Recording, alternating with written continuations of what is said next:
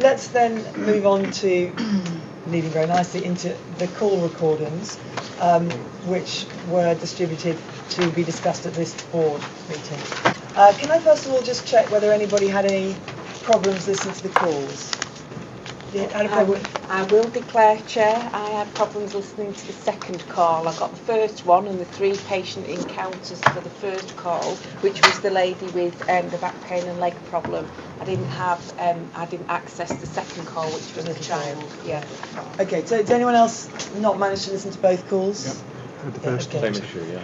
All right, so maybe something specific. I must admit that I found the encryption process this time particularly challenging, and I'm not quite sure why, but that's very repetitive and got chucked out on a number of occasions.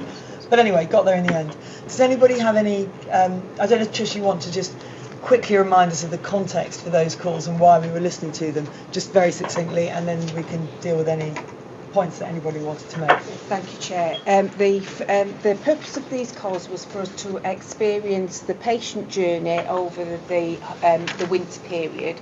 I requested a call where the patient had come in as initially a low priority call, and then due to worsening symptoms had followed the advice our health advisors had given, and we contacted the service. So that was the first call where there was 3 episodes, and then to compare that call with the second call, which was where the parent rang in on behalf of the young child and was a high priority call right from the outset. And so it was for the board to experience the journey our patients take when they have an urgent or a high priority symptom.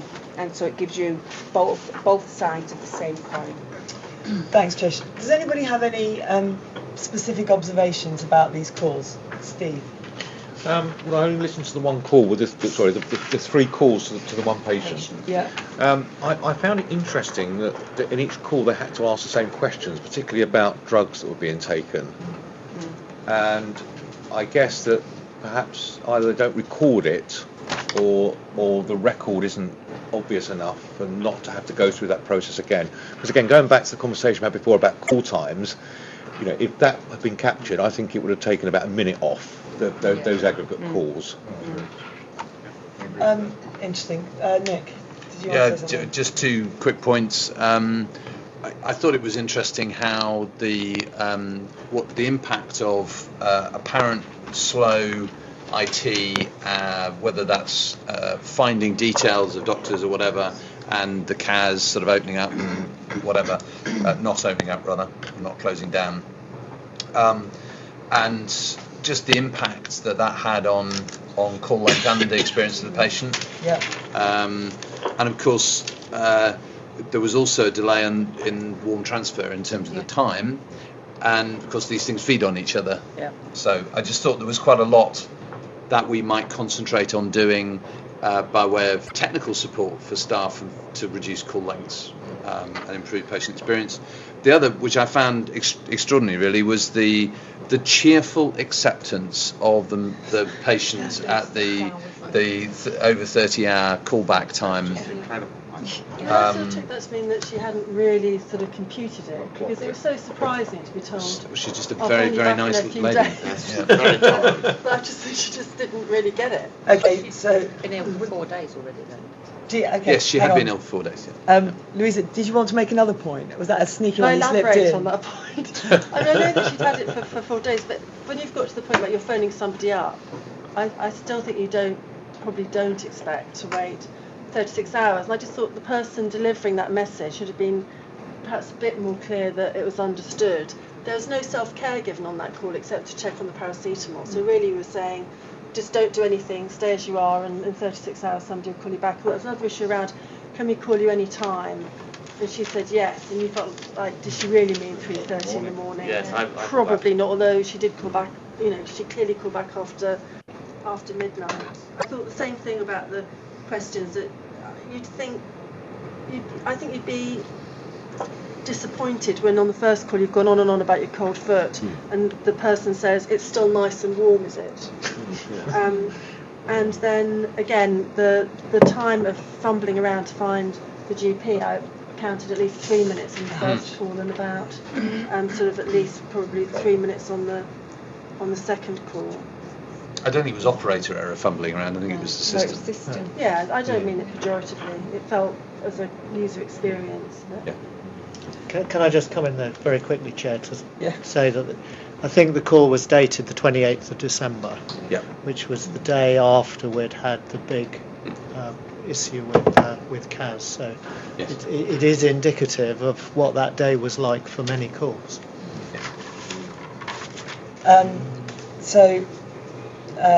Trish and then Peter.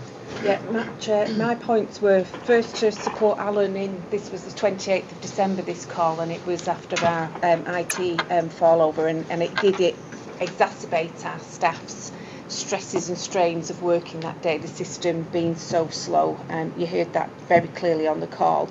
And the second point is back to Louisa. The patients were saying to our staff 2 days when we were calling back, yes, thank you very much for ringing me back. So I agree this member of staff didn't clarify the understanding of the caller, but not particularly this patient, but other patients were saying, thank you for ringing us back. I won't be able to see my GP for 10, 12 days because I've tried to already get an appointment. So they were still, grateful, even though we as an organisation don't believe that's acceptable to be having those lengthy delays, and we would want to deliver a better service. But then the patients were still saying to our staff, it was a service they were grateful to receive. Well, I'm going to jump in here because I feel very strongly that part of what we do is we reassure people who call, and they're reassured by us having done an assessment to know whether something's urgent or not, and that in itself is tremendously valuable to many people. And then having a long call back for something which is less urgent isn't ideal, but the point for me as a caller is I've talked to somebody whom I trust, who's told me I don't really need to worry about this, and they'll call me back in time, and that's really very important. Agreed. So that element of the service, I think, sometimes gets a bit lost, but it's tremendously important. Peter, and then back to Louisa. I was about that point. Do you want to? I mean, all I'd say is that I'm sure that's true, but I think that should be made more of in the call. Yes. Yes. So it should be explicit. The most points I wanted to raise have mostly been covered, but there was just one thing about when the line goes blank, when someone is being referred on. I wasn't sure I got a feel for how long that lasts for, and if it goes blank, you're told if we get cut off, I'll ring you back, and I'm not sure I'd know how long to worry about. I mean, I think you know when you're cut off, but it's just that blank bit which I think might be worth thinking about. On the second call, I heard, or one of the calls, I'm sure I heard, you've been waiting for a nurse advisor for 21 seconds. Yeah, I think something does come on to say that you're still... I did hear something on one of them, but and all I'm saying is there is just perhaps that's something that could just be looked at. That's really, and if it is there, it is there, and that's reassuring. Anyway, the other points have been covered. Thank you. Yep, and then I'm going to put myself in the queue. Yep. So they do hear music and they do hear messaging, and we did hear the end of the beginning of the music before the patient spoke to the nurse advisor. So we get a slightly different experience because we listen to the conversation between the nurse advisor and the health advisor. So we hear the handover conversation because we want to hear that. It's important. Yeah. Whereas the patient hears that ding ding ding ding ding music. They do. Yes. Yeah. That is reassuring. Yeah. I have another point. Yeah, you can have another point, and then Louisa, Sue, and then Louisa, and then I'm going to close it down. Okay. My point, just a very quick one, was that I found the listening to the calls enhanced by seeing the call record as well. Yes. In all cases. So I hope that that's something we can continue to do. Yeah. Good. Okay. Sue. I was just reflecting on call 1 and how that would have been different in the 111 service, where we have to do the warm transfer within or within an hour, is that right? No, would have come out of a different disposition. So Pathways would have given a different disposition? Very likely. She would have been referred directly through to a third party without speaking to the nurse. Very likely with the symptoms that she put in. You see, that's interesting though, isn't it? Because we don't actually know what happened subsequent to this call, do we? No. We know she was referred to the out-of-hours GP, but we don't know what care was delivered by that GP. Right. So ultimately she got to the same end disposition, but in a much later time than if she'd used Pathways. No, not necessarily. She might have, if she'd used Pathways, have got to a self-care disposition or a GP routine or something like that. So we don't know. We could run the same scenario through. I think it would be very interesting to run it, because the concern I had was just the delay and whether it is or isn't acceptable, or but whether, as the patient, it's this duplication point again, isn't it? It just feels, maybe it's because you listen to all the calls together at the same point in time, or that it becomes really obvious about the amount of duplication. But maybe we could do the 111. We could try it with 111. Can I just, in terms of the duplication though, so one of the instance of national review that we've had recently is because they didn't ask the questions again, they didn't do a reassessment. Yes. And that did lead to a patient death. Yes. So therefore, therefore the duplication, I think it is a strange environment listening to something that happened 33 hours later and saying, well, she's asking the same questions as she asked I wasn't before. thinking of the demographics, I was thinking... the validation questions and all of those sorts of things. So she might have changed her medication up to pain meds, all of those sorts of things in that period. So it is a slightly different scenario. Okay, I've got Louisa waiting to speak. Tim looked as if he might want to speak. Just a brief comment on that. Do you want to do that first, and then I think Ruth also wanted to come in. No, I fully support the idea that you want to get the up-to-date view, particularly if it's a few hours later, but it could be signalled better to the patient that is what you were doing and why. So I think there could be more information put across. Now, I still haven't, I'm afraid, listened to what the caller hears in the way of the recorded spiel, which may cover some of that. And indeed, it could easily cover some of that to say that your call handler may ask you again and so forth, and may save time. But I don't know what it says. But you won't get that if you're called. Not if you're called back, you won't. No, that's true. That's true. If you're wall transferred. If you're wall transferred, or you call in the second time. Yeah. Louisa, then Ruth, then me. I just want to make the point that I thought the second call was actually a really good example of getting to your endpoint very quickly in a very focused way, and I thought that was really, really nicely well done. And then having the sheet with it was really good, I thought. But on call 1, when I looked, under pregnant, it had got no. But I don't remember her asking that question. I wonder if anyone else remembered her asking that question. No, she didn't ask that question. But she put no. Thank you, Louisa. And those of us who are older mothers. Yes. Very good point there. Ruth. I'm not aware that we've had a call recording on 111 and wondered whether if we've got 2 calls, whether we could have one on 0845 and one on... They will both be different in terms of the symptoms, but whether we can feel that it's a different experience.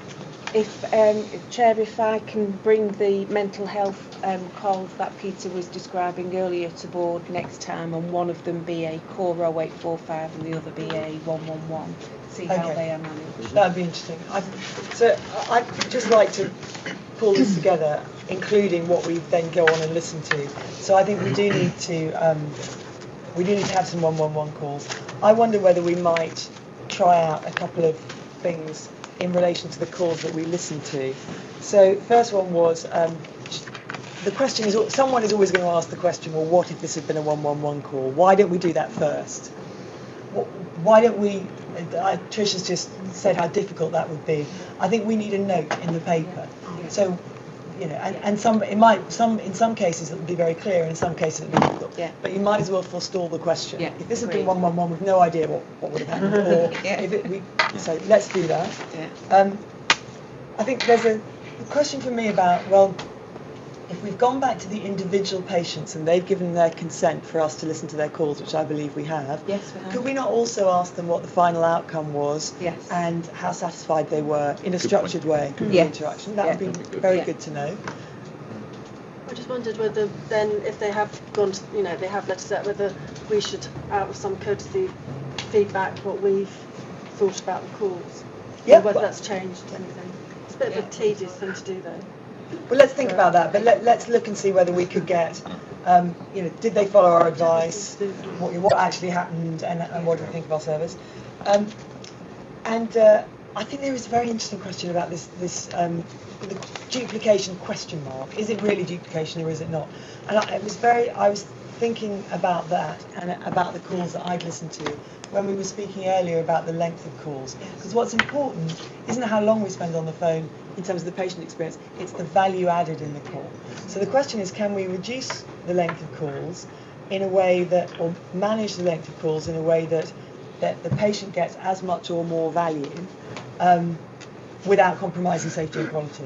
And that's a very interesting question, and I don't know if we've ever, what analysis has been done looking at the number of seconds on the call that the person spends looking for other healthcare information from other healthcare providers, for example, which was on these particular examples, was a clear point at which a lot of time was spent with zero value added for the patient. The outcome was the value added. So I think there are still interesting things coming out of these call recordings, and yes, let's do some mental health, and yes, let's think about how the 111 service is going to change this. Thank you very much, everyone. We've gone a little bit over time, so I'm going to, despite having been very keen myself to share my experiences of using the symptoms checkers, I chose a couple which are very pertinent to me at the moment. I did headache and anxiety, and both of those were very, very interesting, and I would like to have a conversation about them. I'm not sure that we've got time to do that this time. Let me just take a quick straw poll. Who's used an online symptom checker since we last? Yeah, so there's going to be a very good conversation around this. We need to create some time to spend on that. I'm really glad you've been able to do that. I think that's excellent, and I'm sure that anybody who's got very important pressing issues will talk to. Who should they talk to in the meantime if they want to feed something back? Who should they talk to? Trish? Thank you, Trish. So you've nominated yourself as the person to receive comments. Excellent, and we'll give a proper time to discussing them on another occasion. Okay, so in the interests of us who are staying on to have a few minutes to eat a sandwich, I'm going to ask first of all if there's any other business. I didn't tell you before though, so is it all right I just wanted to raise it. I should have raised it as part of the. I'm looking at my notes now. As part of the trust board engagements, that I wanted to formally notify the board that we've now closed down our Caterham site, with the last staff moving out of that site a week before last. So I just wanted to make sure that you didn't arrange any visits to go to Caterham for a start, and that we have managed to accommodate the staff either with home working or through moving to other sites, including Beckenham and Chatham. So no loss of staff in the process. That's very good. And how many staff did that affect, Renette, roughly? About 40. Excellent. That's very good. Thank you for